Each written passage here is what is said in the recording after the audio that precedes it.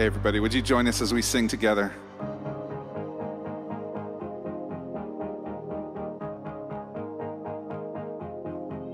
In every season, in every storm, you are the reason our praises roar.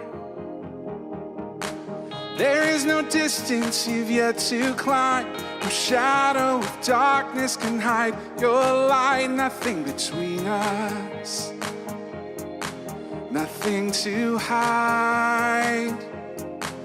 You are all I want. You are all I need. You are everything. You're enough for me, yeah.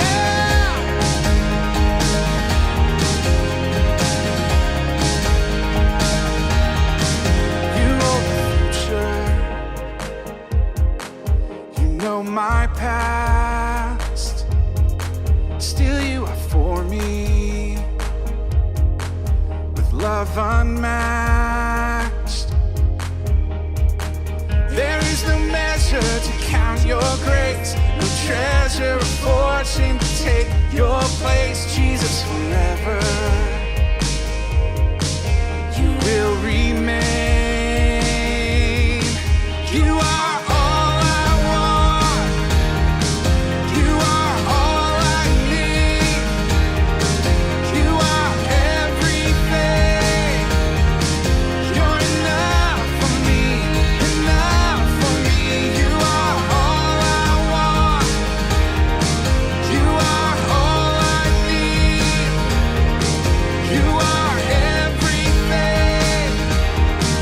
You're enough for me, yeah. Whoa.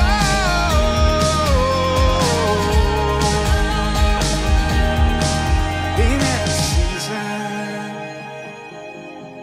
in every storm, you are the reason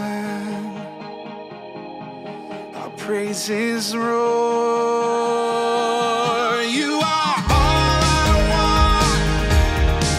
You are all I need. You are everything. You're enough for me, enough for me. You are all I want. You are all I need. You are everything. You're enough for me, yeah. Whoa.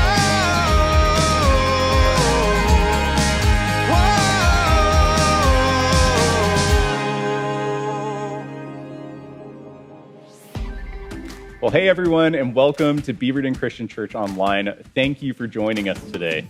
If you're new or newer to BCC, we have a welcome page set up just for you. There you'll find all sorts of options for what a next step might be. Whether you're in need of prayer, looking to get more connected, interested in baptism, or want to know what it means to follow Jesus, the welcome page is a great resource for wherever you are in your faith journey. We'd love for you to check it out and fill out a connect card there so that we can reach out to you. Now today we're kicking off a brand new series titled The Greatest Stories Rarely Told. This 12-week series will highlight some of the greatest yet lesser known stories of the Bible that point back to our three core values: sacrificial generosity, radical hospitality, and uncommon humility. It's going to be a great way to spend our summer. And speaking of summer, we have a bunch of fun, family-friendly events and activities planned for you, your kids, friends, and neighbors to enjoy together this summer. So be sure to check out our webpage to get those dates on your calendars and start inviting people today. All right, thanks again for joining us this morning online. Before I pass it off to John, let's join together in one more song of worship. When I am waiting, the world around caving in, should fear come find me, and my hope won't be shaken. When far from victory, the road before with no end, worries surrounding, I'm sure you'll move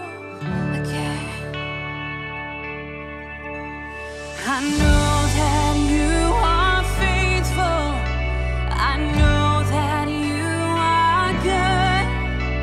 I know your love will never fail. You are good, good, good. Oh, and even in wandering, when I have lost my way, you have not left me. Your love for me remains. I know that you are faithful. I know that you are good. I know your love will never fail. You are good, good, good. Oh, I know that you are faithful. I know that you are good. I know your love will never fail. You are good, good, good. Oh, yes, you are. You are good, good, good to me. You are good, good, good to me. My heart will cry, my soul will sing. You are good. You are good, good, good to me. You are good, good, good to me.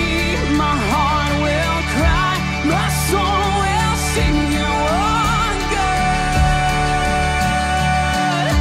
I know that you are faithful. I know that you are good. I know your love will never fail. You are good. I know that you are faithful. I know that you are good. I know your love will never fail. You are good, good, good. You are good, good,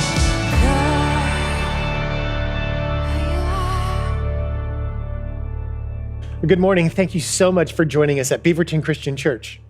I'm super excited because today we're kicking off our 3-part summer series called The Greatest Stories Rarely Told. It's a series that will highlight 3 godly values that are essential to the mission of Jesus and how we do church here at BCC. Now, during June, we'll talk about sacrificial generosity. In July, we'll talk about radical hospitality. And in August, we'll focus on uncommon humility. And we'll examine these values by looking at 12 Bible stories you might not be too familiar with. These rarely told stories demonstrate how godly character and Christ-filled responses transform us and then allow us to partner with God in transforming the world all around us. Now, there are some stories in life that we tell again and again because they're easy to grasp. But other stories are more nuanced. They require care in the telling. Other times you hear a story, but just a part of it. The non-essential details get left out. But sometimes those details get entirely changed in the telling. For instance, the story of Christopher Columbus's accidental discovery of the Americas is one of those stories that we think we know. But when you dig into the details, you discover just how much more there is to learn. The major details of this story's rhyme, right? Like Columbus sailed the ocean blue in 1492. He sailed 3 ships, the Nina, the Pinta, the Santa Maria. He sailed across the ocean because he was trying to find a quicker trade route from Europe to Asia. See, years earlier, Marco Polo had traveled from Europe to Asia over land, but it was slow and it was dangerous. Sailing east by ship wasn't much easier because you had to go all the way around Africa and Arabia just to get to India, and then you were still only halfway to China. But Columbus proposed that it would be faster to sail west around the earth until you arrived in the east. And he went from country to country proposing his risky business to the crowned heads of Europe. The problem was, back then, everyone thought the world was flat and that he would just sail right off the edge of the earth. But he pestered and pestered until finally the Spaniards agreed to pay for his voyage. In the way we tell the story, Columbus was much smarter than everybody else and more courageous because he went out and proved his wisdom to everyone. The real story, though, the one that's rarely told, is quite different. The people of Columbus' day didn't really believe that the earth was flat or that he was in any danger of falling off of it. Because almost 2,000 years earlier, a little-known Greek genius named Aristotle had written extensively about the earth being round. He actually wrote, "There are stars seen in Egypt and Cyprus, which are not seen in the northerly regions. This can only happen on a curved surface of no great size, for otherwise the effect of so slight a change of place would not be quickly apparent." See, the people of Columbus' day had been living with the knowledge that the earth was not flat for quite some time. What they didn't know was exactly how large the earth was. There was a lot of debate about how to calculate its size. And as Columbus traveled from palace to palace looking for funding, he was presenting a relatively inexpensive plan. And that's because he had dramatically underestimated how big our planet actually was. In fact, his math was off by so much that the Portuguese king wouldn't even consider funding his voyage because his map makers believed they would be sending Columbus to his death. See, Columbus had made an estimate of the circumference of the earth based on his assumption that Marco Polo had traveled halfway around it on his journey to Asia. Columbus assumed he was living at the midpoint or center of the entire journey.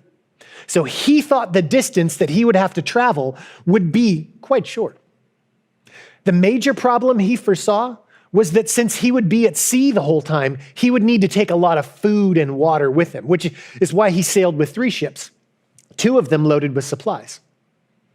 What Columbus didn't know is that after sailing the length of the Atlantic Ocean, he'd have to sail the length of the Pacific also. He didn't know about an ocean that was twice the size of the one he did know about. In fact, if he hadn't run into a continent in his journey, one he didn't know about, he would have starved to death somewhere around Albuquerque. On top of this, Columbus was so convinced that he had actually sailed to Asia that he never acknowledged he'd actually landed in the Americas. He went to his grave insisting that he was right. He had traveled all the way to the East Indies, which explains why the native people of this continent get misnamed Indians, and how after Columbus died, these continents get named after Amerigo Vespucci instead of Columbus because he's the one who indisputably proved that this was not Asia after all. This is a great story, but it's one that rarely gets told. And when it is told correctly, doesn't it change the way we think about Columbus? Doesn't it change the way we see the people of his day and age? Doesn't it change the way we think about what they were capable of? Well, today we're looking at a rarely told story that challenges the way we think about what God can do and what we should do when God comes through for us. Now, today's story takes place almost 3,000 years ago in the Middle East. 3,000 years ago, people were living in developing societies ruled by kings and queens who maintained their power and position through warfare and alliances like the Starks and the Lannisters. The nations of the region fought over land that had access to water because water made crops possible. If you didn't eat, you didn't live. And everyone lived in fear of hunger, which is why ancient people wielded hunger as a weapon. Now, at the time of this story, the kingdom of Israel was divided into 2 kingdoms by civil war, Israel and Judah. Israel's capital was in the city of Samaria, and it was under siege by their enemy, the kingdom of Aram. The Arameans knew they didn't need to destroy the city of Samaria to kill its people. They knew they just needed to completely surround it so no food or messages could come in or out, because hunger had a 100% success rate in determining outcomes, and everyone knew it. The only way for the people in the city to break the siege was to arrange an alliance with a more powerful nation. And their best options were the Hittites and the Egyptians. Now, Israel's king blamed God for their desperate situation. But God was about to do something miraculous to rescue them. He sent the prophet Elisha to the city, and Elisha told them that God had good news for them if they would grant him an audience with the king. So they did. The king invited Elisha to speak. And in 2 Kings chapter 7, verse 1, we see what Elisha says. Elisha replied, "Listen to this message from the Lord." This is what the Lord says. "By this time tomorrow, in the markets of Samaria, 6 quarts of flour will cost only 1 piece of silver, and 12 quarts of barley grain will cost only 1 piece of silver." Elisha is saying that by the very next day, this city of people who are starving, they would experience a completely different economic situation. It would be a reversal. There would be such an abundance of food that prices would radically drop in the city. Now, his prophecy drew a sharp rebuke from one of the chief ministers in the king's cabinet. See, there was an officer that just didn't believe that their desperate situation could be changed, even if God himself directly intervened. Have you ever been in a situation where time was running out and the inevitability of failure felt like a crushing weight? Maybe you've sat in a house waiting for the utilities to be shut off. Maybe you've gone to tell the landlord that there was no money for rent. Maybe you've had to tell your kids that there was no supper. Maybe you've waited in your office to be served with papers. Maybe you've stared at the doctor as she gave you the odds. This is what he said. The officer assisting the king said to the man of God, "That couldn't happen even if the Lord opened the windows of heaven." But Elisha replied, "You will see it happen with your own eyes, but you won't be able to eat any of it." When we believe we can see the end result beyond all doubt, we lose hope like this minister, don't we? The officer's doubt was based on his belief that he knew all that was possible to know and that he could accurately calculate what was most probable. He's saying it won't happen because it can't happen. It can't happen in time, and if it does, there won't be enough. He doubted because he thought he knew better than God.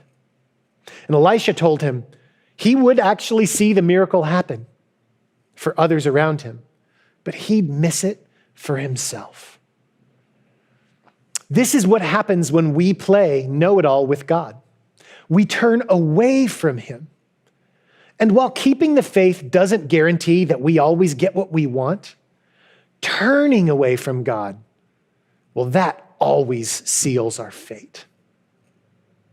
There's more of the story in verse 3. It says, "Now there were 4 men with leprosy sitting at the entrance of the city gates. 'Why should we sit here waiting to die?' they asked each other. 'We will starve if we stay here. But with the famine in the city, we will starve if we go back there. So we might as well go out and surrender to the Aramean army. If they let us live, so much the better. But if they kill us, we would have died anyway.'"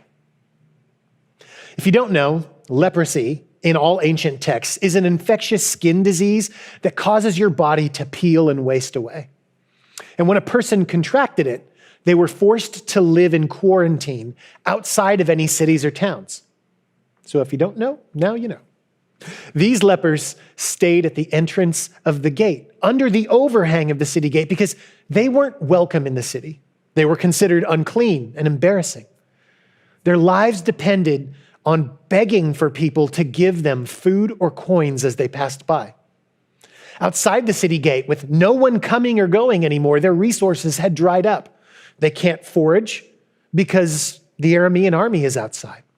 They're truly caught between the hammer and the anvil.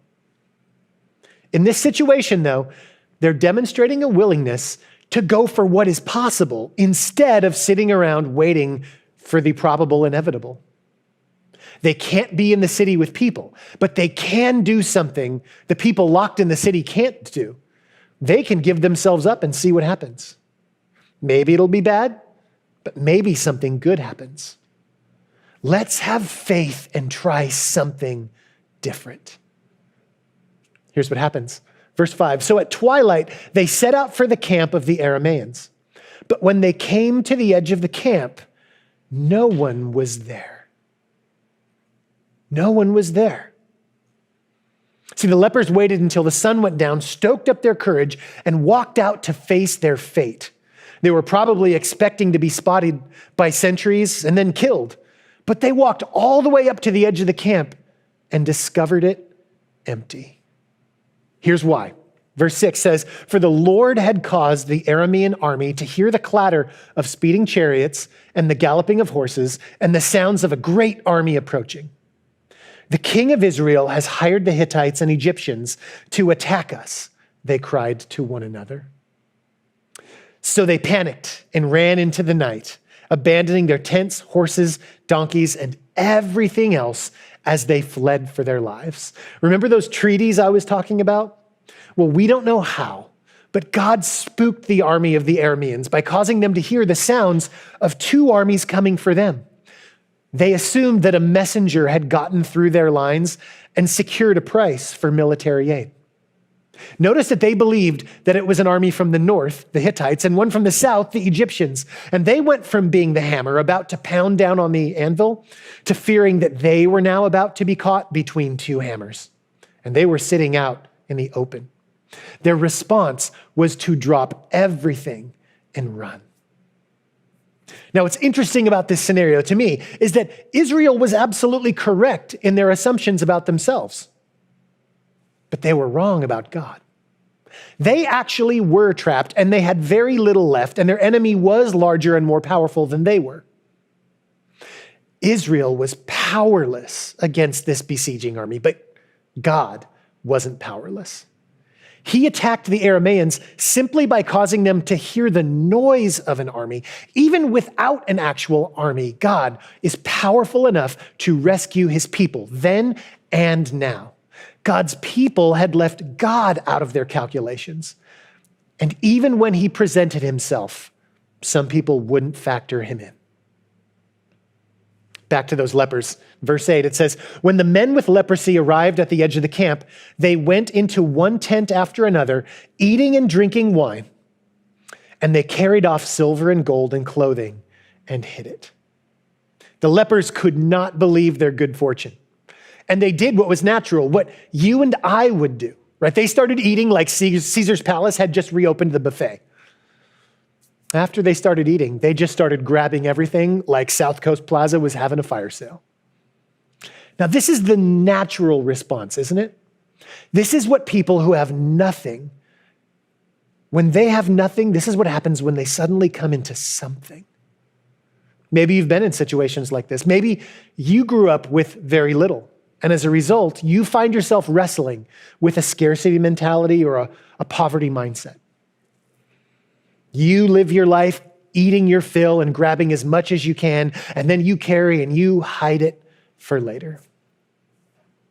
Now, as much as I've said that this is natural, I also want you to know that this isn't supposed to be the way it is.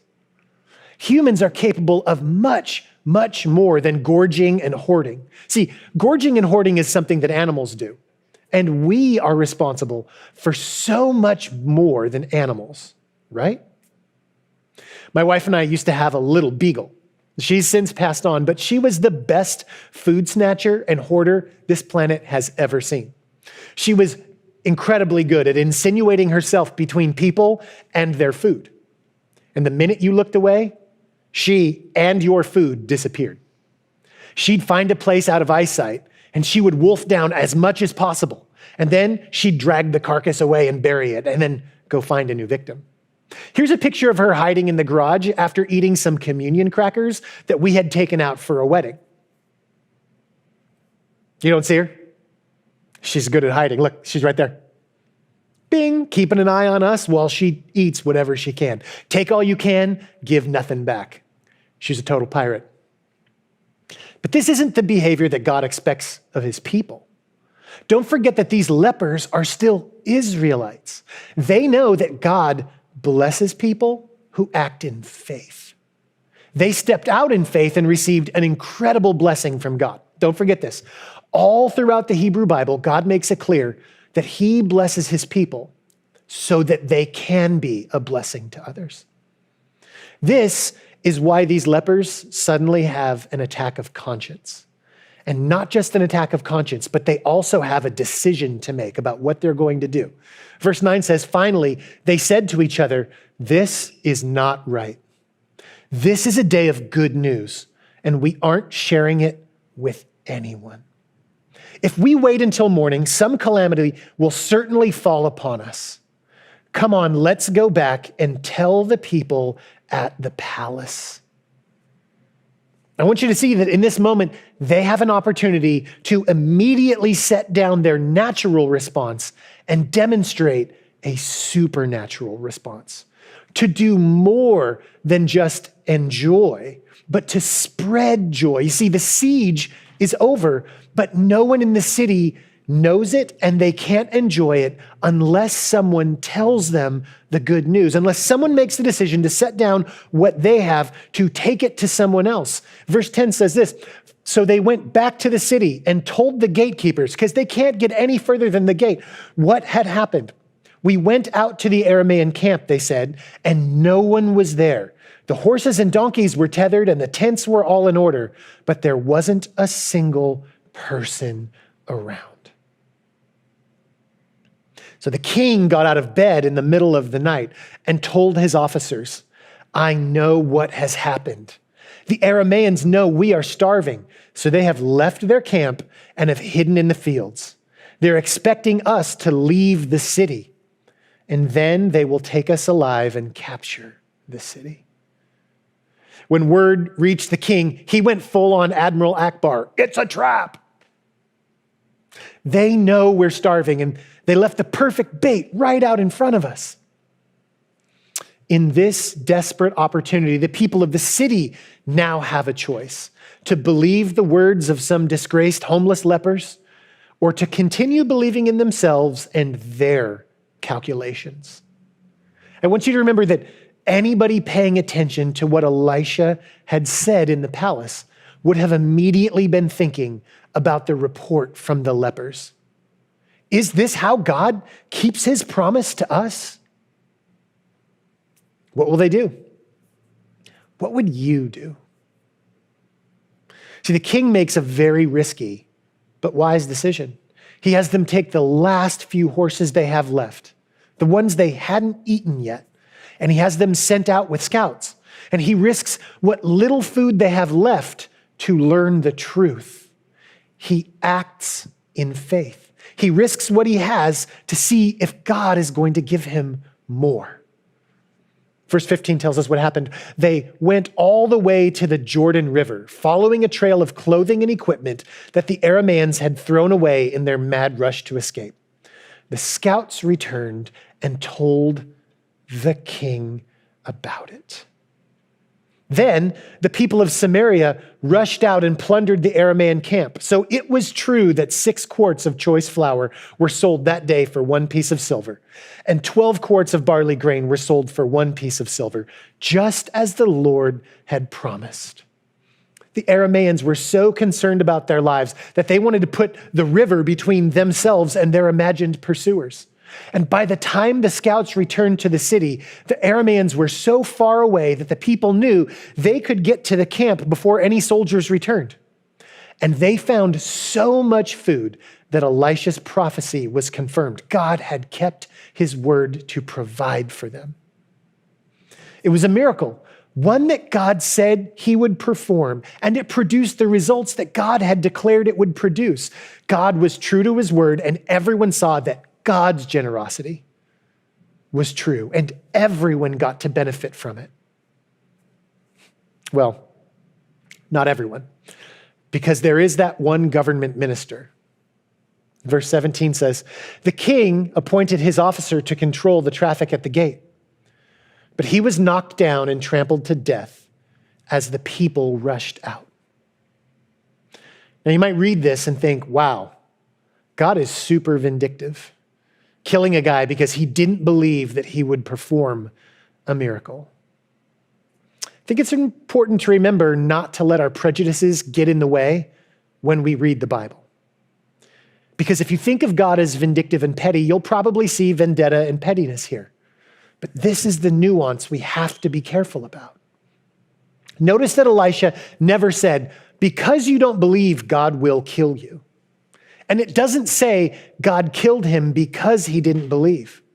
It says he was appointed to the gate, and he was trampled because the people stormed out to get the food. What happens when you stand in the way of a charging mob?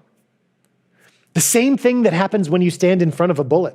The difference is you can't see a bullet coming like you can see a mob coming. If you can see a mob coming and you think you can stop it by standing in front of it, well, you still haven't let go of thinking you're smarter than God. And that's not on him, that's on you. If you believe that the people are starving and that God has put food right outside the gate, then you get out the way. Because if you don't believe that this is God at work, that he's keeping his word, then you're still going to try to control things, even when things have far surpassed your abilities. God didn't kill him because of his unbelief. His unbelief in God killed him. Because of his unbelief, he saw others enjoy God's blessings, but he didn't. Don't miss this. Our unbelief always leads to our death. Sometimes it's fast, and sometimes it's spread out over the course of our life. And this is so true about living a life of sacrificial generosity. When we believe that God has blessed us and that he's blessing us to be a blessing, and that he has and offers more than we will ever need, then we won't try to control or stand in the way of anything God is doing. In fact, we will look for ways to join in and participate in living generously. See, we just cannot forget for a moment that God is the hero of this story. God is the person who promised to bless the people with free food so generously that it wouldn't even make sense to sell it. He just asked them to believe and to share. So today, I want to encourage you. Absolutely enjoy what you have. The lepers enjoyed the miracle God provided. They had food and they had wine, and that was a good thing. But they also realized that the gift also came with a responsibility to share with others. They understood that to remain silent and selfishly enjoy their blessings would be a sin. They had a responsibility to share both the goods and the good news. So we absolutely have to consider what others don't have. See, one of the most dangerous things about enjoying the gifts and blessings that come from God is that they can become distractions that keep us from thinking about God, that keep us from thinking about others, that keep us from thinking about why he chose to bless us. See, a lot of times we get so wrapped up in what we have and what we want that we start planning for our next voyage like we are the hero at the center of it all. And our calculations becomes very self-serving. And the next thing you know, we're off doing what we want, when we want, and then claiming that it was a wild success, no matter what really happened, because it's all about us. But when God blesses us, we thank him immediately. And we demonstrate our gratefulness by remembering others who have needs and reaching out to them, sharing what we have and pointing them to the God who blesses profoundly and profusely. And this means being open-handed with all we have. See, when we realize all that we have and that God promises to keep blessing us when we live faithfully, then we can recognize we can give up anything we have to someone else because God always has more coming our way. When we look at our time and our finances as gifts from God, we want to give first out of gratefulness, not giving what's left over out of greed or guilt. See, our church only operates because people who have been blessed see it as a privilege to bless others in financial contribution. You might be thinking, but I'm not rich. I hear you. Neither were the lepers. They gave out of what they got because they were grateful. We don't give only if we've got a lot. We give because when it's from our hearts, God makes it a lot. The question is, are we giving? Remember that giving is a miracle that we don't want to see others participate in, but miss for ourselves. We want to trust God and act in faith, receive his blessing and pass them forward, not just hear about it or know about it. I'm going to pray today that you will begin to see yourself as blessed by God, as rich in time and finance and resource because he has blessed you, and that he will lay it on your heart to participate in giving time, resource, energy, and money out of gratefulness. Blessed to be a blessing. Father, we're not always able to see ourselves accurately, especially when we see ourselves at the center of it all and we make calculations that exclude you. So today I pray that you would cause us to deeply engage with you in our calculations, not just what is probable, but what is possible if we trust you and live open-handedly. God, help us to see you for who you are, to see ourselves for how you've blessed us, and to step in to sacrificial generosity today. In Jesus' name, amen. Thank you so much for joining us today for worship. We'd love to see you in person if it's a good fit for you and your family. We have services at 10 a.m. right here at Beaverton Christian Church. Have a great week.